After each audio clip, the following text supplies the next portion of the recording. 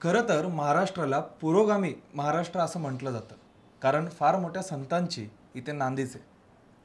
यामध्येही अनेक संस्था या कार्य करत आहेत, ज्यामध्ये समाजाचं जनजागृतीकरण असेल किंवा कुठलाही समाज कोणत्याही भागाकडे झुकतं माप घेऊन असेल किंवा कुठल्या तरी वेगळ्या अंधश्रद्धेमध्ये जगत असेल, तर त्याला बाहेर काढण्यासाठी देखील अनेक समाज किंवा अनेक संस्था या कार्य करताना दिसतात.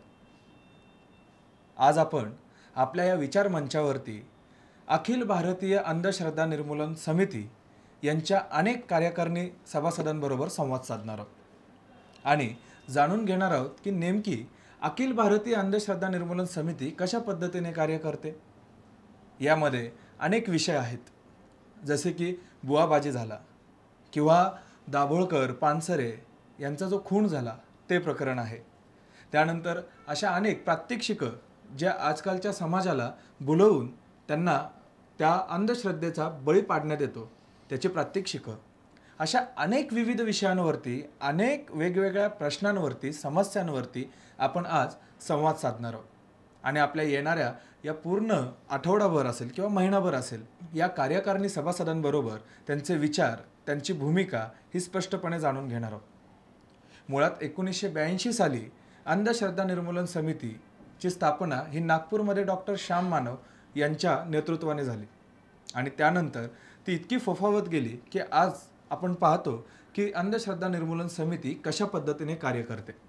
अर्थात टीकाही त्यावरती होतच असते आणि त्या टीकेलाही ही समिती कशा पद्धतीने पाहते हे आपण आपल्या या भागात बघणार आहोत. चला तर मग वेळ न घालवता आपण सर्वांबरोबर संवाद साधायला सुरुवात करूयात.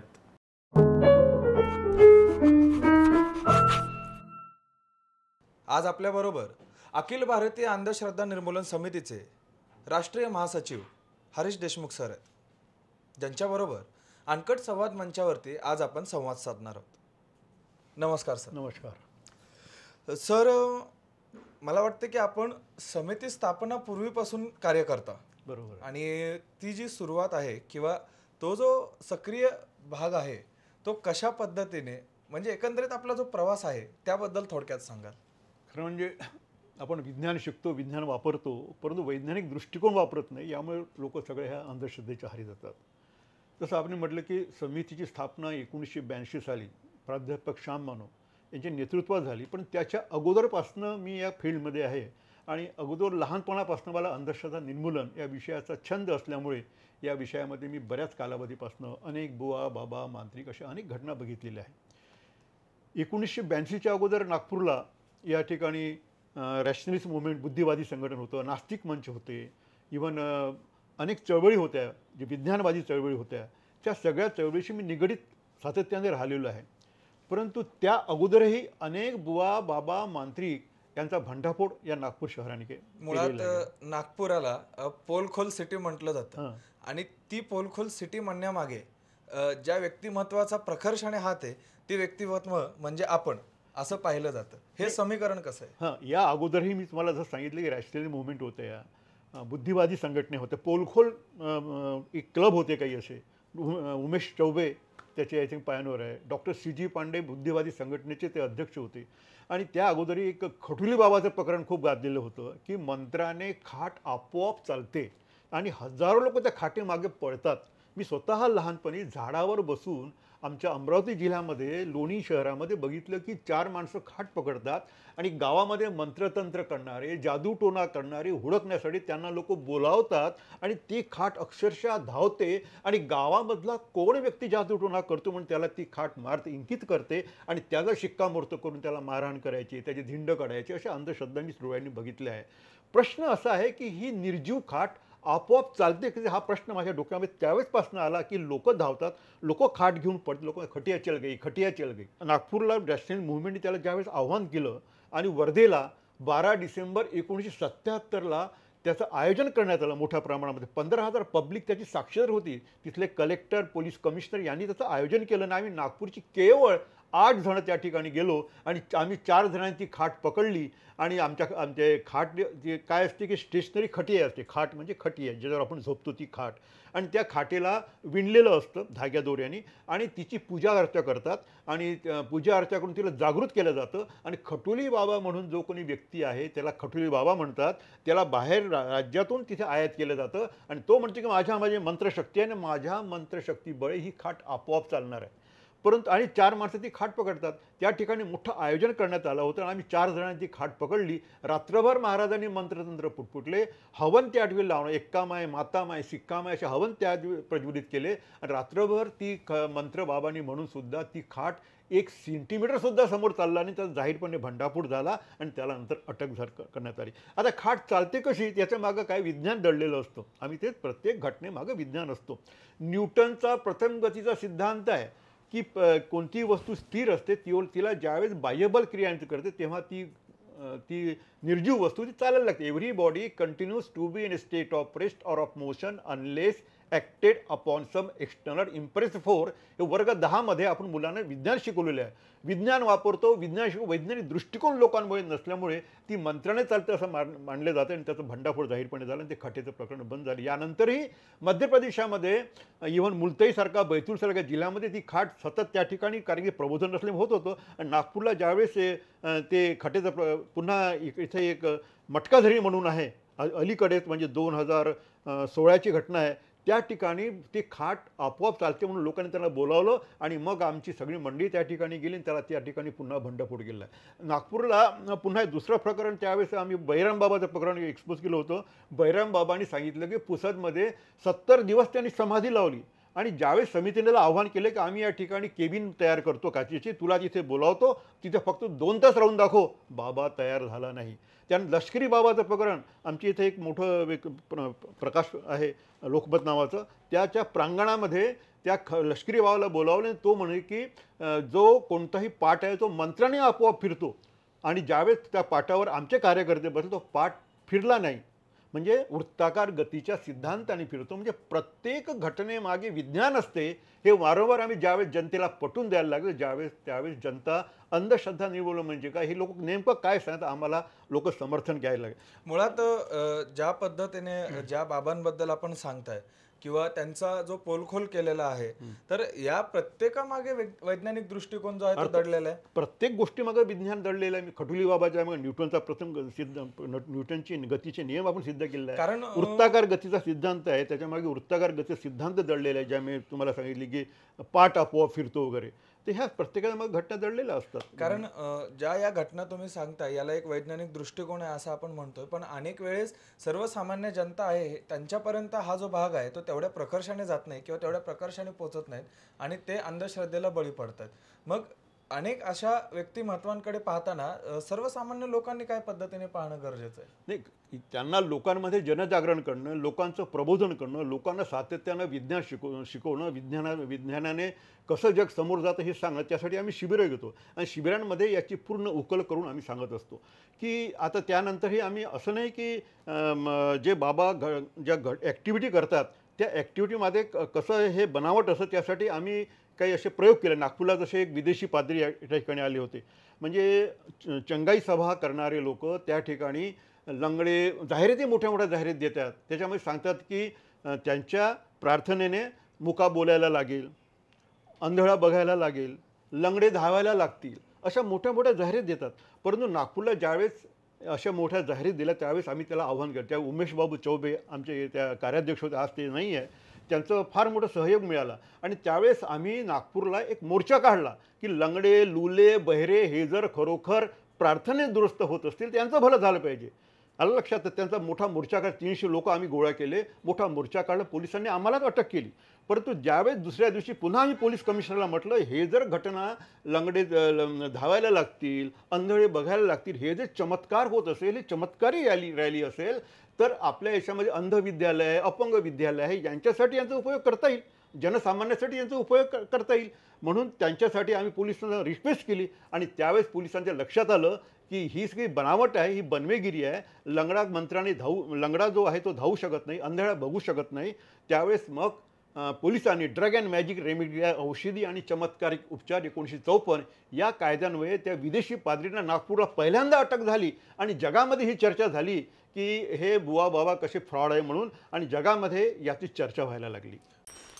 ऐतिहासिक वारसा लाभलेला मराठ मुलूक महाराष्ट्र. या महाराष्ट्राला विविध रंगी छटा आहेत. साहित्य, कला, पर्यटन, नृत्य, भाषा, संत परंपरा अशा विविधतेने तो नटलेला आहे. हीच गौरवशाली विविधता जपत स्वरंग मराठी केवळ महाराष्ट्राच्या सांस्कृतिक संहितेपुरते मर्यादित न राहता समकालीन नवकल्पनांवर आधारित कार्यक्रमांद्वारे मराठी मनोरंजन विश्वात स्वतःची एक अनोखी जागा निर्माण करत आहेत. मराठी मनोरंजन क्षेत्रातील उत्तम दिग्दर्शक, लेखक आणि निर्मात्यांच्या प्रतिभेचा पुरेपूर वापर करून मनोरंजनाचा आगळा वेगळा रंग उधळण्यास आम्ही सज्ज आहोत. स्वरंग मराठीचे उद्दिष्ट मराठी मनोरंजन क्षेत्रामध्ये मनोरंजनाची वहिवाट सोडून, रूढीवादी पद्धती तोडून मनोरंजनाचा समृद्ध अनुभव प्रदान करून देण्याचा आहे.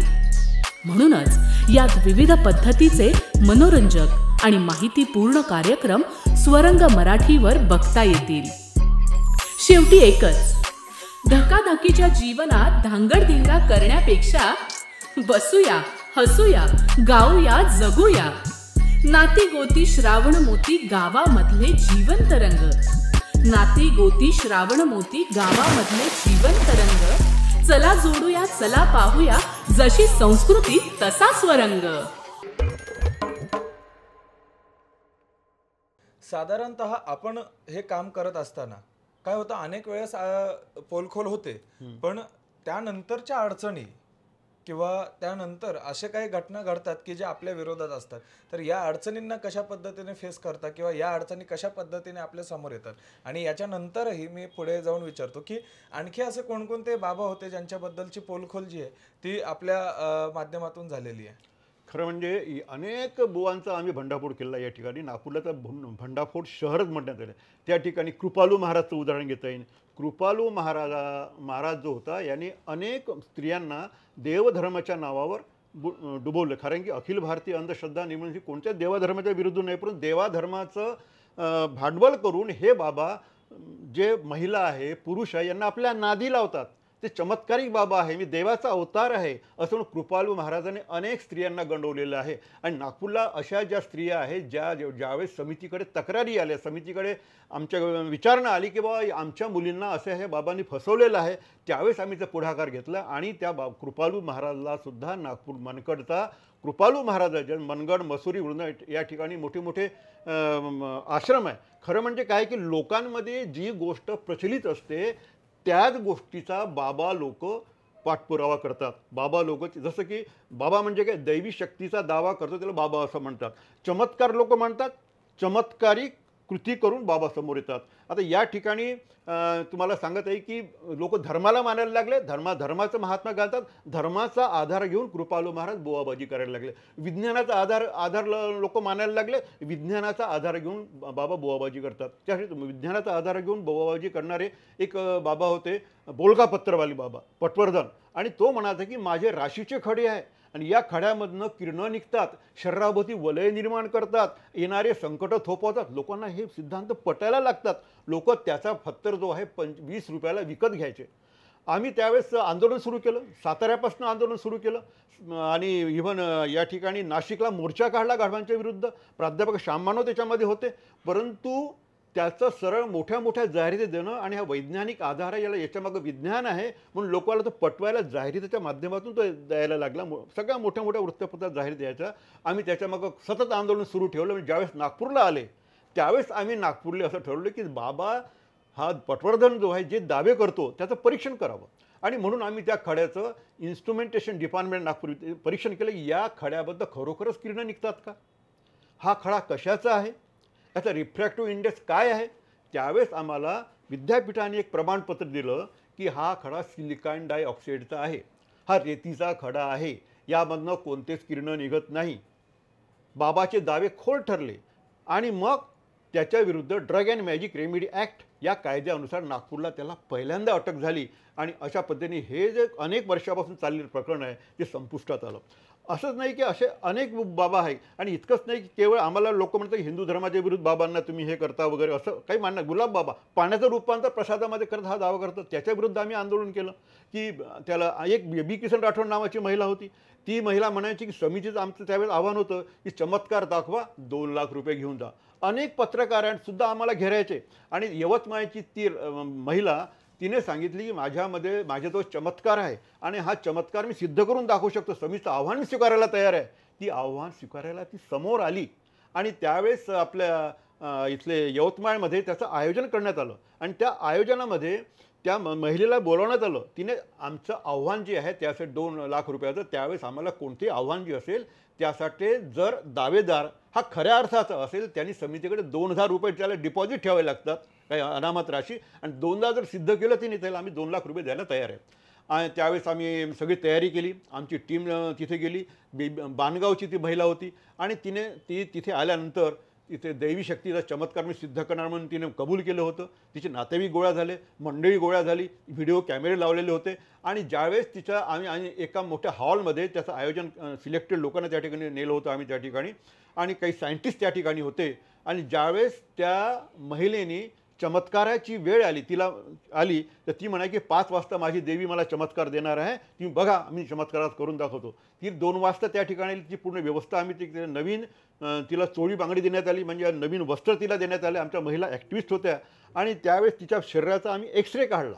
त्यावेळेस असं लक्षात आलं की जी 5 वाजता चमत्कार करणार होती, म्हणजे तोंडामधून कुंकू काढणे, ताबीज काढणे, पेढा काढणे, फुलं काढणे, हा जो दावा तिने लिहून दिला होता हे चमत्कार घडणार आहे जे तिच्या दरबारामध्ये घडतात, त्यावेळेस तिचा एक्सरे काढला. तर एक्सरेमध्ये आम्हाला सगळ्या शरीरामध्ये दडवलेल्या वस्तू दिसल्या, त्या आम्ही सगळ्या जप्त केल्या आणि ज्यावेळेस 5 वाजता ती स्टेजवरती बसली ती खूप घुमली, चमत्कार काढू शकली नाही, चमत्कार दाखवू शकली नाही. पण देवी माय 5:30 वाजले, चमत्कार दाखव, तू सोन्याची वीट काढून दाखव, तू बगीचा काढून दाखव. देवी काहीच करू शकली नाही. देवी म्हणाले मी अगोदर मी काहीच करू शकत नाही. ती हार झाली, लोक चिडले, तिला मारायला धावले आणि तिला आम्ही संरक्षणामध्ये, मग पोलिसांच्या संरक्षणामध्ये तिच्या घरी पाठवलं. हा पहिलेला आव्हान दिलेला चमत्कार होता की चमत्काराच्या नावावर ज्या वस्तू हे बुवा बाबा मांत्रिक आपल्याला दाखवतात त्या वस्तू शरीरामध्ये अगोदरच दडवलेल्या असतात, हे आम्ही जनतेला पटवून दिले. सध्या आपल्याला सर्वत्र एककल्ली बातम्यांवर भर दिला जात असल्याचं दिसत आहे, त्यामुळे प्रेक्षकही कंटाळलेत. हे लक्षात घेऊन आम्ही फक्त एका गोष्टीवर लक्ष केंद्रित न करता दर्शकांना सविस्तर न्यूज बुलेटिन, डॉक्युमेंटरीज, लोकांच्या समस्या, शेतकरी वर्ग, ग्रामीण भागातील विस्तृत कव्हरेज, आरोग्य, जागरूकता, फॅक्ट चेक, आर्थिक घडामोडी, विस्तृत विश्लेषण, आंतरराष्ट्रीय बातम्या आणि क्रीडा यांचं संपूर्ण पॅकेज देत आहोत. अध्यात्म, सर्व धर्मियांसाठी अध्यात्मावर आधारित माहिती देणार आहोत, जे विज्ञानाशी तर्कसंगत असेल. योग आणि व्यायाम, यामध्ये आम्ही योग आणि इतर शारीरिक व्यायामांचे प्रकार तसेच त्यांच्याशी संबंधित तज्ज्ञांकडून विस्तृत माहिती दिली जाईल. सकारात्मक न्यूज, दिवसाची सुरुवात होताना तुम्हाला सकारात्मक घडामोडींचा आढावा दिला जाईल, ज्याची सकारात्मकता दिवसभर तुमच्या उपयोगी पडेल. बुलेटिन, यामध्ये इतर वृत्तवाहिन्यांप्रमाणे रिपीटेड बुलेटिन्स न दाखवता अगदी ग्रामीण स्तरापासून ते आंतरराष्ट्रीय स्तरापर्यंत सर्व घडामोडींचा जलद आढावा घेतला जाईल. अँकर बेस्ड न्यूज, यामध्ये बातम्यांचा विस्तृत आढावा घेतला जाईल. स्पेशल स्टोरीज, जगभरातील सर्व महत्त्वाच्या घडामोडींवर आमच्या प्रतिनिधींकडून मिळालेल्या माहितीच्या आधारावर विश्लेषणावर आधारित तसेच ग्राफिक्स आणि व्हिडिओज वापरून या स्टोरीज बनवल्या जातील. डॉक्युमेंटरी, यात इतिहास किंवा वर्तमानात घडलेल्या मोठ्या घटना, विलुप्त होत चाललेल्या प्रजाती, संस्कृती यांच्यावर आधारित डॉक्युमेंटरीज असतील. अर्थविश्व, यामध्ये भारतीय व जागतिक उद्योगांशी संबंधित घडामोडी, भारतीय आणि जागतिक शेअर मार्केट, तज्ज्ञांकडून आर्थिक विश्लेषण यांचा समावेश असेल. Get tech, mobiles, laptop, electronics devices तसेच नवीन तंत्रज्ञान याविषयी सविस्तर माहिती दिली जाईल, जेणेकरून अशा वस्तू खरेदी करण्यास तुम्हाला सोपे जाईल. धन्वंतरी, आरोग्याशी संबंधित बाबी, रोग, आजार या विषयांवर संबंधित तज्ज्ञांकडून विस्तृत माहिती तुम्हाला पाहायला मिळेल. कृषी विश्व, कृषी संबंधित असलेले नवीन तंत्रज्ञान, त्याचा शेतीतील वापर, पिकांसंबंधी समस्या, बाजारभाव, कृषी तज्ञांचे सल्ले यासारखी परिपूर्ण माहिती शेतकऱ्यांना मिळेल. क्रीडा विश्व इतर कोणत्याही चॅनल खेळाशी संबंधित खास बुलेटिन्स दाखवत नाही, जो आमचा चॅनल घेऊन येतोय. अगदी ग्रामीण भागातील खेळांपासून ते आंतरराष्ट्रीय खेळापर्यंत सर्व घडामोडी तुम्हाला येथे पाहायला मिळतील. आपलं संविधान, विविध कायदे तज्ञांकडून दैनंदिन जीवनातील तेज प्रसंग, प्रॉपर्टी, तुमचे संविधानिक हक्क, राजकीय पेच प्रसंग यासंबंधी माहिती प्रेक्षकांना पाहायला मिळेल. अनकटकट्टा, आमच्या स्टुडिओमध्ये विविध क्षेत्रांशी संबंधित खास व्यक्तींसोबत संवाद साधला जाईल.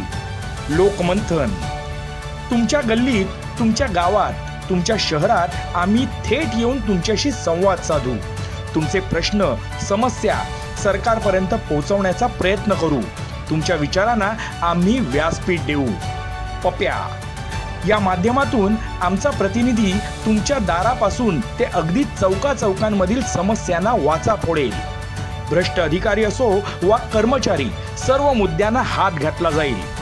फॅक्ट चेक, यातून आम्ही तुम्हाला दाखवू बातमी मागची सत्यता. व्हायरल व्हिडिओ, नावाप्रमाणेच सोशल मीडियावरील व्हायरल झालेल्या मनोरंजक व्हिडिओज दाखवल्या जातील. अशा प्रकारे आम्ही आमच्या प्रेक्षकांना संपूर्ण पॅकेज देत आहोत, जे नेहमीच्या वृत्तवाहिन्यांपेक्षा वेगळे असेल.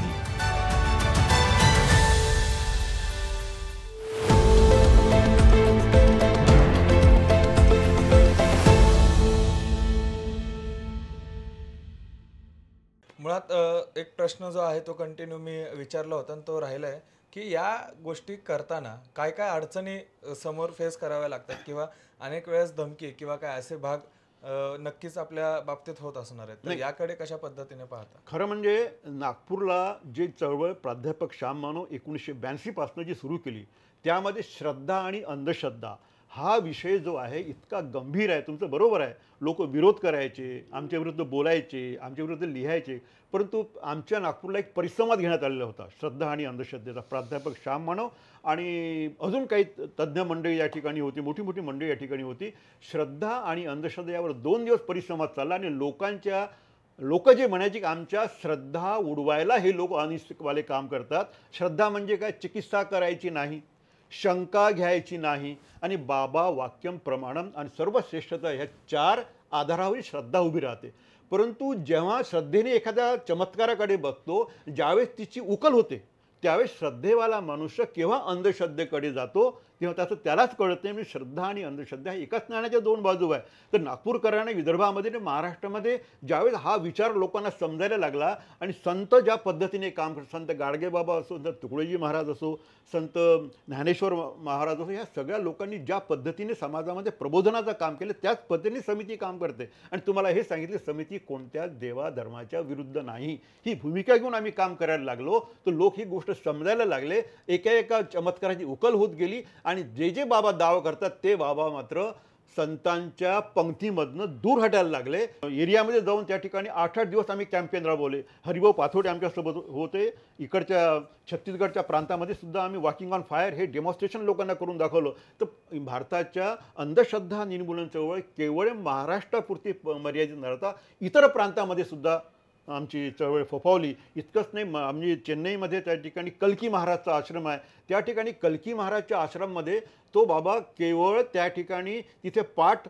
जो पादुका आहे आपोआप चालतात हे म्हणतात. टाईम एका टी व्हीच्या माध्यमातून मी त्या ठिकाणी गेलो, त्यांनी मला स्वतः त्या ठिकाणी नेलं आणि मी स्वतः त्या निर्जीव पादुका जे हात ठेवला, त्या पादुका चालल्याने त्यांना सिद्ध करून दाखवलं.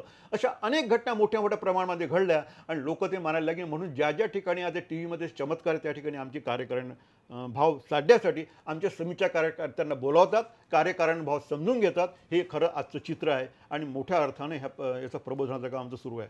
मी तुम्ही विदेशातला प्रश्न विचारला, अमेरिकेमध्ये गेलो होतो. त्या ठिकाणी सुद्धा स्केप्टिक नावाच्या संघटना मोठ्या प्रमाणात सेंटर फॉर इन्क्वायरी म्हणून अशा मोठ्या संघटना काम करतात. जेम्स रँडी जो आहे त्याचं $1 मिलियन बक्षीस म्हणजे 7.5 कोटी रुपयाचं बक्षीस चमत्कारासाठी. भूत प्रेत, मंत्र, तंत्र, जादूटोणा असा कोणताही चमत्कार जर कोणी करून दाखवले त्याला $1 मिलियन बक्षीस द्यायला त्या व्यक्तीला मी ते भेटलो, ती कॉन्फरन्स मी अटेंड केली. आणि त्या ठिकाणी सुद्धा जसं भारतामध्ये आपण काम करतो त्या ठिकाणी संघटना काम करतात आणि त्या ठिकाणी CSICOCP नावाची संघटना, म्हणजे committee for the scientific investigation of the claims of the paranormal, हे सगळे क्लेम आहे. पॅरानॉर्मल क्लेम आपण म्हणून भूत प्रेत, मंत्र तंत्र, जादूटोणा, ज्योतिष्य, भविष्य, जमिनीमधलं पाणी पाहणे, हे जे हे जे क्लेम आहे, या क्लेमला त्या कमिटीसमोर नेऊन त्याला त्यांनी वेळोवेळी एक्सपोज केलेलं आहे. युरी गेलरला जसं चमचा वाकवण्याचा चमत्कार होत त्यांनी एक्सपोज केलं आणि त्यांनी सोडून सांगितलं जगामध्ये चमत्कार नावाची वस्तू नाही, चमत्कार कोणीही करू शकत नाही, प्रत्येक गोष्टीमागे कार्यकारण भाव असतो, विज्ञान दडलेलं तर हे ते सांगितलेलं आहे. मग विदेशामध्ये सुद्धा मोठ्या प्रमाणामध्ये अमेरिका असो, रशिया असो किंवा ऑस्ट्रेलिया या ठिकाणी स्केप्टिक समूह याच पद्धतीने काम करतात. आणि आमच्या इंडियामध्ये बी प्रेमानंद जी आहे, इंडियन स्केप्टिक ते काढायचे, ते सुद्धा याच पद्धतीने काम करायचे. आणि त्याचाच आणि अशा छानशी संघटना भारतामध्ये आहे, परंतु अखिल भारतीय अंधश्रद्धा निर्मूलन समिती एकमेव अशी आहे जी कोणत्याच देवाधर्माला विरोध न करता आमची समिती काम करते. जवळपास आज फार गोष्टी या ज्या माध्यमांपुढे वारंवार आलेल्या आहेत आणि आज आपल्या माध्यमातूनही सर आपल्याला सांगतच आहेत. आणि सर, कार्यक्रमाच्या शेवटच्या टप्प्यात आपण आहोत. अजून आणखी काय असं प्रकरण किंवा आणखी काय असेल तर ते नक्कीच थोडक्यात ऐकायला आवडणार आहे. आणि त्यानंतर आपण उदाहरणं अनेक आहे सर, परंतु हे जे काम चालतं ना, हे जे आपल्या संत तुकडोजी महाराज, संत तुकाराम, संत गाडगेबाबा यांच्याच प्रबोधनाने, यांच्याच लाईनवरती आपलं काम. वारंवार तुम्हाला सांगितलं, संत आपल्या तुकडोजी महाराज त्यांनी ग्रामगीता लिहिलेलं आहे आणि ग्रामगीतेमध्ये त्यांनी इतके सुंदर अंधश्रद्धा निवारण नावाचं चॅप्टर लिहिलं आहे. त्यामध्ये लोकांची या ओळखणी भावा, अनेक दांभिक येती गावा, लुटती जनांसी ढोंगी बुवा मागे लागून, अंधश्रद्धेला विरोध केला आहे त्यांनी. चमत्काराच्या भरीभरुनी केली देशाची धुळगाणं, मग चमत्काराला त्यांनी विरोध केलेला आहे. संत तुकाराम त्यांनी तर सांगितलं की 300 वर्षापूर्वी नवसायाचे पुत्र होते का करणे लागे पती, असा सवाल त्यांनी केलेला आहे. संत गाडगेबाबाबद्दल बोलायचं तर संत गाडगेबाबा अभियान आम्ही या ठिकाणी प्रबोधन अभियान आम्ही महाराष्ट्रामध्ये पूर्ण राबवलेलं आहे. पूर्ण महाराष्ट्रामध्ये आमचे कार्यकर्ते प्रत्येक जिल्ह्यामध्ये आमचा संघटन आहे, प्रत्येक ग्रामीण भागामध्ये आहे. गाडगेबाबा अंधश्रद्धेच्या विरुद्ध होते. ते म्हणायचे की देवी देवता कधीच कुणाच्या अंगामध्ये येत नाही, जसे की किंवा मंत्राने कुणालाही मारते, मंत्राने जर कुणाला मारता आलं असं तर कशाला बंदूक आणि तोफा याची गरज काय, असं प्रबोधन गाडगेबाबांनी केलेलं आहे. इंग्रजाचा काळ होता, आपल्यावर अत्याचार करत होते, 4-5 मांत्रिकांना बोलवा आणि मंत्र मारा आणि या ठिकाणचे सगळे आपण अंग्रेज आपण खदेडून देऊ, असं त्यावेळेस ते म्हणायचे. इव्हन ते देवी देवता अंगात आणणारे जे जळता कपूर खाताचे, एक प्रयोग आपल्या कार्यकर्ते दाखवतात आपल्याला, जळता कपूर खाणे हा काही चमत्कार नाही. तर एखाद्या गावामध्ये का रे तुमच्या गावामध्ये देवी अंगामध्ये येते का, ते वऱ्हाडी भाषेमध्ये बोलायचे, लोकांचं प्रबोधन करायचे आणि लोकांना चमत्कारावर बोलताना सांगायचे, हे लोकांना कसं बुद्धिवादाने पटवायचे. गाडगेबाबाचं एक मस्त उदाहरण आहे की देवीवर लोकांना का रे तुमच्या गावात देवी देवता अंगामध्ये येते का, लोक हो जीव आमच्या गावामध्ये देवी देवता अंगामध्ये, अरे कोणता देव अंगामध्ये येते, लोक म्हणजे गाडगेबाबा म्हणायचे आमच्या गावात कालीमाता अंगामध्ये येते, मरीमाई अंगामध्ये येते. गाडगेबाबा म्हणायचे बापा तुमच्या गावामध्ये देवी अंगामध्ये येते. मग गाडगेबाबा त्यांची फिरकी घ्यायची, का रे बाया माणसं बसली असे, का रे तुमच्या डोक्यामध्ये काय आहे रे, लोक म्हणायचे आमच्या डोक्यामध्ये ओवा आहे जी म्हणे. तुमच्या कानामध्ये काय आहे, कानामध्ये आमच्या मैल आहे जी म्हणे. तुमच्या नाकामध्ये काय आहे, नाकामध्ये आमच्या मेकडं आहे जी म्हणे. पोटामध्ये काय आहे, पोटामध्ये घाण आहे जी म्हणे. लोक सांगायची, उत्तर द्यायचे. मग गाडगे म्हणायचे, का रे तुमच्या अंगामध्ये देव आला, देवाला तुम्ही पवित्र मानता, श्रेष्ठ मानता, हा श्रेष्ठ देव पवित्र देव तुमच्या सडल्या सुडल्या माणसाच्या अंगामध्ये कसा येईन रे, असं गाडगेबाबा लोकांचा सवाल करायचे. देवाला कामधंदे नाही, घुसल्याच्या अंगात असं प्रबोधन गाडगेबाबा करत होते आणि अशा बुद्धिवादी पद्धतीने लोकांना समजून द्यायचा प्रयत्न करत होते. म्हणून देवी अंगात येण्याचा प्रकार असो, मंत्राचा प्रकार असो, गाडगेबाबा जादू टोण्याचा प्रकार असो, जादूटोणा करून माणसाला मारता आलं असं कशाला बंदुकांनी तोफायची गरज राहिली असती, असं प्रबोधन गाडगेबाबा करत होते. आणि त्याच लाईनीमध्ये हे बुवा बाबा मांत्रिक काही चमत्कार करतात, त्यांना आम्हाला बसू द्यायचं नाही आहे आणि खऱ्या अर्थानं संताचं काम, अंधश्रद्धा निर्मूलनाचं काम आम्हाला समोर न्यायचं आहे, हा आमचा संदेश आहे. खरं तर आज अंधश्रद्धा निर्मूलन समितीचे महासचिव हरीश देशमुख सर यांनी आपल्याला बऱ्याच बाबांबद्दलच्या पोलखोलींविषयीचे किस्से सांगितले आणि त्यांचा जो प्रवास आहे त्याबद्दलही आपण त्यांच्याबरोबर संवाद साधला. आणि रोखठोक त्यांनी आता जाता जाता संदेश आणि आव्हान केलेलं आहे की ते कुठल्याही अंधश्रद्धा करणाऱ्या बाबाच्या विरोधात त्यांना स्वस्थ बसू देणार नाहीत आणि त्यांची पोलखोल केल्याशिवाय राहणार नाहीत। सर, खरं तर हा फार मोठा संदेश आणि हा मेसेज जो तुम्ही प्रेक्षकांना दिलेला आहे आणि आज आमच्याबरोबर तुम्ही वेळ काढलात आणि त्या वेळेमधून तुम्ही आम्हाला आज इथे वेळ दिलात आणि आपण हे जे कार्य करताय त्यासाठी न्यूज अनकटकडून आपल्याला शुभेच्छा आणि त्याबरोबरच तुम्ही जो वेळ दिला त्याबद्दल आपले मनापासून आभार सर। धन्यवाद। तर प्रेक्षक हो, हे होते अखिल भारतीय अंधश्रद्धा निर्मूलन समितीचे राष्ट्रीय महासचिव हरीश देशमुख सर, ज्यांच्याबरोबर आज आपण अनकट संवादच्या या मंचावरती संवाद साधलाय। अशाच अनेक व्यक्तिमत्वांबरोबर आपण पुढच्या भागात देखील संवाद साधणार आहोत। तोपर्यंत तुम्ही पाहत राहा न्यूज अनकट, बातमी जशीच्या तशी।